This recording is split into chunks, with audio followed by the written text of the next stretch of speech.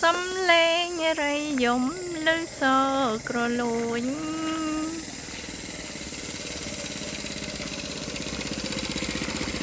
នេះជាសំឡេងម៉ូតូទេ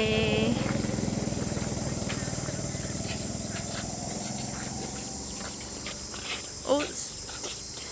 ច្រឡំសួនច្បារไอ้มาขดมือซิ่งมือไอ้ขดบ้านหมงนี่คือนี่คือมือเอาควอดโยดได้ไอ้เลี้ยงไอ้ที่พวก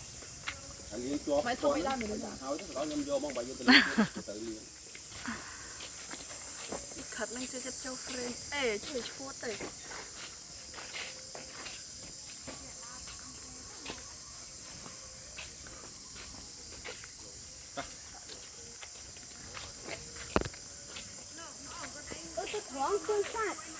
មានដាក់ផ្លាកទេនេះ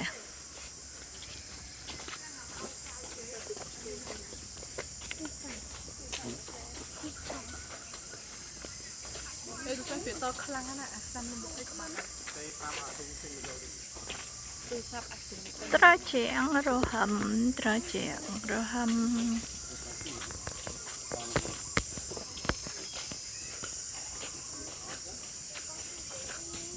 ที่ห้องแหนมันเนี่ย